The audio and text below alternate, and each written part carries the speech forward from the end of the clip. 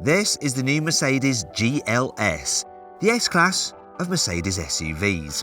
And here's the Carwow top 10 things you need to know about it.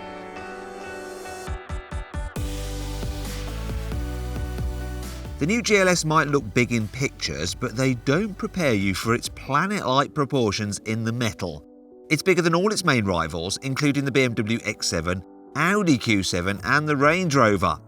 Up front you get a Mercedes badge big enough to eat your dinner off, and matrix LED headlights that have an effective range of 650 metres. The crease around the sides of the body is a car equivalent to shoulder pads, and you get 3D style LEDs at the back. But who's the SUV daddy? Click on the pop-out banner in the top right-hand corner of the screen to vote which you think has the most road presence. The GLS, the BMW X7, the Range Rover, or the Audi Q7.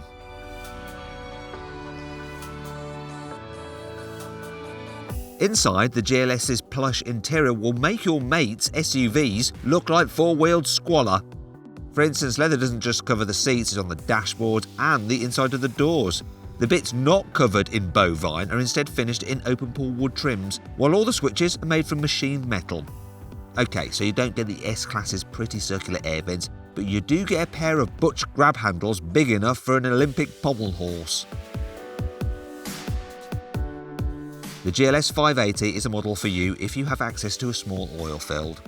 Its turbocharged V8 petrol engine produces 489 horsepower and 700 Nm of torque, which is boosted by a further 22 horsepower and 250 Nm of torque thanks to a 48-volt power supply and an electric motor that can chime in to help the engine out when extra performance is needed. This mild hybrid system helps boost fuel economy, and Mercedes reckons the GLS 580 should be good for 28 miles per gallon. Be interesting what it actually does in the real world, won't it? As standard, the GLS gets the latest version of Mercedes MBUX operating system with two huge screens that sweep from behind the steering wheel to the centre of the dashboard. It understands voice commands and has cool augmented reality satellite navigation directions. Your passengers in the middle row can also be kitted out with infotainment courtesy of the optional rear seat entertainment system, which includes a pair of huge screens.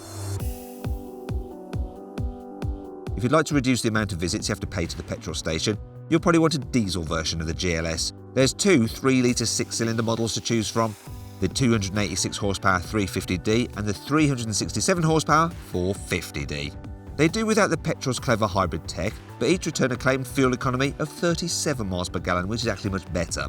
They're also surprisingly clean thanks to an arsenal of catalytic converters, which help ensure they comply with the tough new emissions legislation that comes into force next year. Other SUVs may claim to be 7-seaters, but the Mercedes GLS is the real deal. Even its third row is big enough for adults well over 6 foot. And all the seats are electrically adjustable too. You can also swap the bench in the middle row for 2 luxurious captain seats. Carrying big loads is a GLS specialty. Its air suspension drops by 50mm to aid loading, and all the back seats fold away electrically at the touch of a single button. What's more, the GLS's maximum luggage capacity of 2,400 litres is almost 15% more than you can carry in a BMW X7.